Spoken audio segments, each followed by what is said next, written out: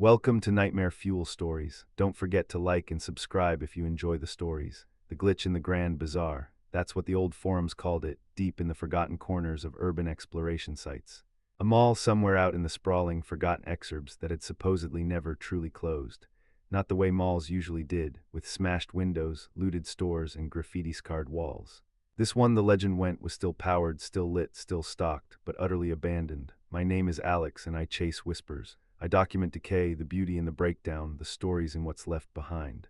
But a mall where the stores never closed, that sounded less like decay and more like a cruel, existential joke, and a challenge I couldn't resist. It took me 3 days to triangulate its approximate location, another 2 to find the hidden, overgrown access road that led to its vast, cracked parking lot. The concrete expanse was a desert of weeds and broken asphalt, stretching out under a bruised, late-autumn sky. No cars, not a single one. Just the skeletal remains of light poles reaching for the heavens like rusty, supplicating hands. From the outside, it looked like any other ghost mall, a hulking, rectangular behemoth of faded concrete and grimy glass, its once grand entrance now just a dark maw. But as I got closer, a low hum became audible, a thrumming vibration that resonated through the soles of my boots. And then I saw it, through a grimy skylight high above, a faint, diffuse glow, not moonlight, not the setting sun. Electric light. I circled the perimeter, my camera bag slung heavy on my shoulder, its contents a DSLR, spare lenses, a drone, powerful flashlights clanking softly. The service entrance, an ancient metal door half swallowed by ivy, was rusted shut. A loading bay door, similarly corroded, was just as stubborn. Finally, a small, barely visible access hatch, meant for utility workers, caught my eye. It was jammed, but with a grunt and the strategic application of my pry bar, it groaned open with a sound like grinding teeth, revealing a tunnel of absolute darkness. The air inside was stale, a mixture of damp concrete, dust, and a surprisingly faint, sweet artificial scent like old air freshener trying its best to mask something else. I flicked on my brightest headlamp. The tunnel led to a service corridor, a labyrinth of pipes, wires, and faded warning signs. This was the back end of the beast, where the illusion was never meant to be seen. I followed the hum deeper into the bowels of the building. The air grew warmer, the artificial scent stronger. Then a faint, tinny melody reached me, a cheerful, almost mocking jingle. Mall music, it was real. The corridor opened into a vast, cavernous space, the main concourse of the mall. My headlamp beam cut through the gloom, revealing marble flooring that was impeccably clean, despite a fine layer of dust.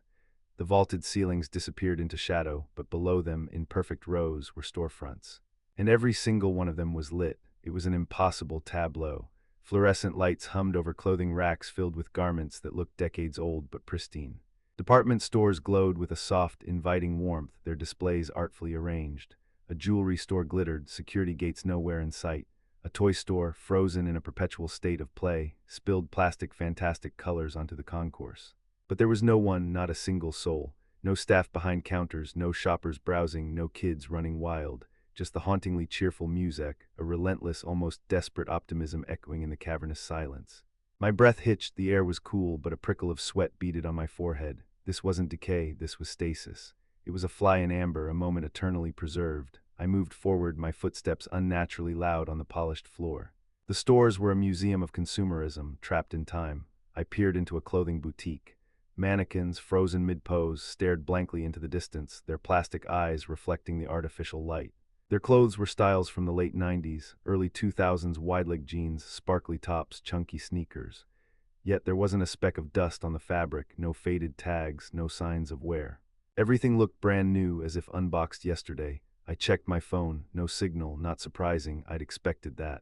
I pulled out my DSLR, the familiar way to small comfort, and started taking photos, trying to capture the eerie perfection. The drone would be useless inside, too many obstacles. As I walked, the music swelled and faded, seemingly at random, sometimes punctuated by a faint, almost inaudible crackle, like a speaker testing itself. I passed a defunct electronics store, its display TVs glowing with static, or sometimes, a faded commercial loop from a bygone era, grainy, low-resolution advertisements for products that no longer existed. Then I noticed something in the food court, a faint, sweet aroma like caramelized sugar. It was coming from a Cinnabon kiosk. The glass display case was lit, its shelves holding perfectly coiled cinnamon rolls, their frosting gleaming under the lights. They looked fresh, too fresh. My stomach rumbled, a sharp reminder of the meager protein bar I'd had hours ago. I hesitated, then pushed through the gate. The air was definitely warmer here. The smell was intoxicating. I reached out, my fingers trembling slightly towards a still steaming bun. The glass was warm. I pulled back my hand, a sudden wave of revulsion washing over me. This was wrong, so utterly wrong. How could they be fresh? How could they be warm? The mall had been abandoned for at least 2 decades, according to the forum posts. I backed away quickly, my heart hammering against my ribs. This wasn't just old power or preserved goods. This was active. Further down the concourse, I found a bookstore. The shelves were packed. A large, plush armchair sat by a display window, a book lying open on its armrest, face down. A bookmark, an old Blockbuster video membership card, protruded from between the pages. It looked like someone had just gotten up for a moment. I picked up the book, The Celestine Prophecy, a bestseller from that era. The pages felt crisp, not brittle. The spine wasn't cracked. A sudden, sharp movement in my peripheral vision made me jump. I whipped my head around. Nothing. Just a department store entrance, dark mannequins frozen in abstract poses. But I could have sworn I saw a shadow peel away from one of them, a darker patch in the already dim interior. "Hello," my voice sounded weak, swallowed by the vastness. Only the music answered. I pressed on, a growing sense of unease settling heavy in my chest. The mall seemed to stretch endlessly. I checked my compass. Northeast, always northeast, as if I was perpetually moving in a straight line, yet the concourse kept branching, leading to other, identical-looking wings.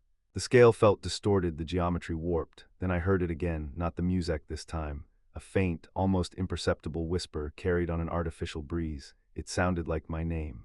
"Alex," I spun around, my flashlight beam cutting through the space. Nothing. The whisper seemed to come from everywhere and nowhere, a trick of the acoustics, perhaps. My rational mind fought hard against the rising panic. This was an old, abandoned structure. Air currents, settling dust, warped metal, they could all make strange noises. But the whispers became more frequent, more insistent. Sometimes a jumble of indistinct voices, like a crowded mall on a busy Saturday, but muffled, as if heard through thick glass. Sometimes a single clear word, always my name, or a soft, sibilant command to stay. I found a fully stocked department store. Rows upon rows of clothing, perfectly folded, perfume counters gleaming, their bottles full, makeup displays untouched. In the children's section, a carousel of plush toys slowly rotated, a faint, almost silent whirring sound accompanying its turn. And nestled amongst the stuffed animals, a child's shoe, a single red sneaker, half hidden, as if kicked off in a moment of playful abandon. It was small, worn, and intensely real amongst the perfect plastic. I knelt, picking it up. The laces were frayed, the rubber scuffed. It had seen life, seen play. This wasn't a prop, this was residue, a real artifact in a world of imitation. As I held it, a deep, unsettling chill permeated the air around me. The music seemed to dim, replaced by a low, guttural moan that reverberated through the very floor. I dropped the shoe. My heart leaped into my throat. The plush carousel stopped dead. Every mannequin in the store seemed to turn its head just slightly to face me. Their blank plastic faces, previously benign, now felt predatory. I ran. I didn't care about photos, about documentation. I just needed to get out. I ran down the concourse, past the Cinnabon, past the bookstore, past the flickering electronics store. I was heading back to the service corridor, back to the utility hatch, back to the outside.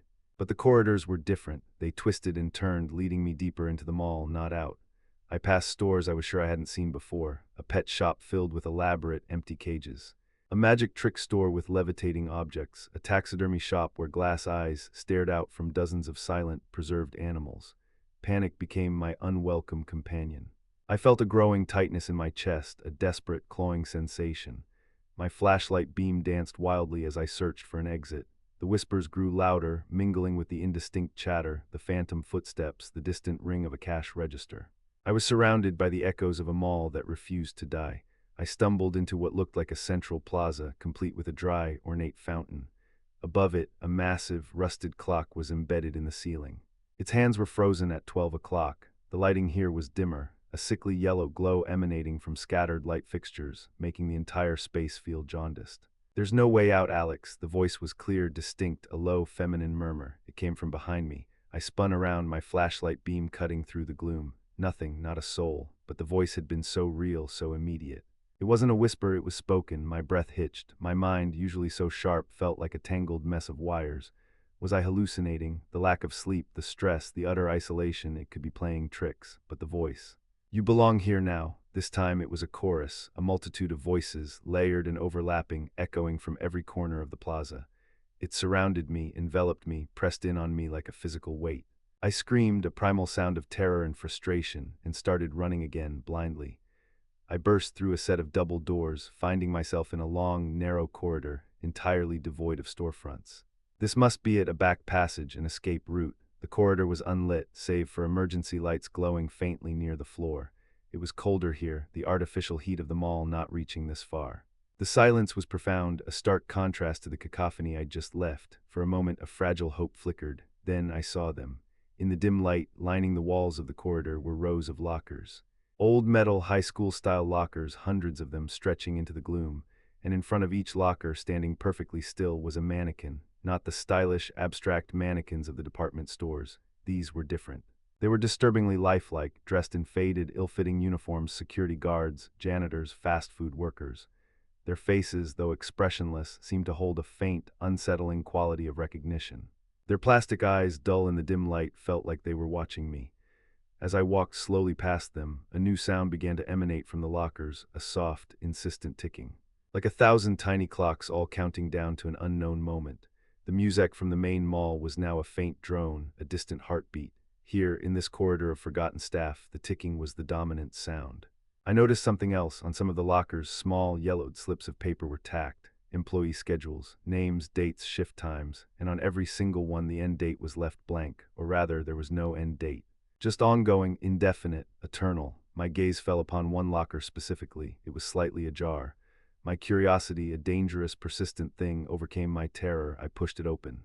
Inside, carefully folded, was a faded mall security uniform and a name tag. Alex, I gasped, stumbling backward, hitting the opposite wall with a thud. The ticking swelled, becoming louder, more frantic. The mannequins, or whatever they were, seemed to lean forward, their plastic faces frozen in expectant grins. No, no, no, I scrambled away, my mind reeling. This wasn't just a coincidence. This was an assignment, my assignment. I ran back down the corridor, back towards the dim plaza, the ticking chasing me like a swarm of angry insects. I burst back into the jaundiced light, gasping for air. The plaza was different. The fountain was now filled with dark, stagnant water, and floating in it were dozens of personal items. Wallets, keys, forgotten shopping lists, child's drawings, and the red sneaker, the very one I'd held. You've been assigned your post. The chorus of voices was back, clearer now, less like a whisper and more like a directive. The Grand Bazaar requires its staff. My eyes darted around, searching frantically for the source, and then I saw them. Not mannequins, figures, they emerged from the dimness of the surrounding stores. Shoppers, but not real shoppers. They were pale, indistinct, like faded photographs come to life. Their clothes were dated, their movements stiff and repetitive. They glided rather than walked, their eyes vacant, fixed on nothing in particular. They were browsing shelves that weren't there, reaching for items that didn't exist, pushing empty carts with a ghostly creak. And amongst them, even more horrifying, were the staff. Employees, just like the uniform in the locker, but these weren't mannequins. They were pale, thin, their uniforms hanging loosely on their skeletal frames. Their eyes were hollow, but they moved with a jerky, purposeful rhythm, straightening clothes, restocking phantom shelves, swiping phantom items across silent cash registers. They were trapped in an endless loop of work, their faces devoid of emotion, their movements devoid of life. One of them, a security guard in a too large uniform, glided towards me. His face was gaunt, his skin stretched tight over his cheekbones. His eyes, though sunken, seemed to hold a terrible, profound sorrow. He raised a hand, slowly, deliberately, pointing a skeletal finger towards a storefront I hadn't noticed before. "Security office," the chorus whispered. "Your post, Alex." The store was dark, its windows grimy. Inside, I could make out the faint glow of monitors, the shadowy outline of an office chair. It was waiting for me. Just as the uniform was waiting, just as the endless shift was waiting. My body felt heavy, my legs leaden. I could still run, could still fight, but a horrifying sense of inevitability had begun to seep into my bones. This wasn't just a place. It was a gravitational pull, a black hole of consumer memory and perpetual labor, pulling everything into its orbit. The mall didn't just preserve its operations. It consumed those who witnessed its impossible existence, binding them to its eternal cycle. I stumbled back, tripping over something unseen. I landed hard on the cold marble floor. My headlamp flew off, rolling into a dark corner. I was plunged into near darkness, illuminated only by the sickly yellow glow of the plaza and the ghost lights of the surrounding stores. The pale shoppers continued their endless wander, their forms translucent. The skeletal staff continued their ceaseless toil. The security guard, the one who had pointed, now stood directly over me, his hollow eyes fixed on mine. He didn't speak, but a faint, chilling whisper distinct from the chorus seemed to emanate directly from him, a thought projected into my mind. Join us, the shifts are eternal, the work never ends. I saw my reflection in his dull, dead eyes, a man disheveled, terrified, but still distinct, still human, but for how long? My hand reached out instinctively for my camera, for a last desperate grasp at reality, at documentation. But my fingers closed around nothing but dust. The security guard reached down, his touch like ice, and pulled me to my feet. He guided me gently but firmly towards the dark maw of the security office. I didn't resist. The terror was still there, a cold knot in my stomach, but it was overshadowed by an insidious sense of calm, a terrifying acceptance. The music, which had faded, now swelled again, a triumphant, repetitive melody. It was playing a tune I recognized, a familiar jingle from the mall's heyday, an advertisement for endless sales and eternal happiness. As I stepped over the threshold into the security office, the monitors flickered to life, showing endless, empty corridors. The office chair rotated slowly, as if waiting for me. And in the corner, hanging neatly on a hook, was a pristine security uniform, complete with a name tag, Alex. The door clicked shut behind me, not with a bang, but with a soft, final sigh. The Grand Bazaar was ready for its newest employee. The stores, after all, never truly closed, and neither, it seemed, would I.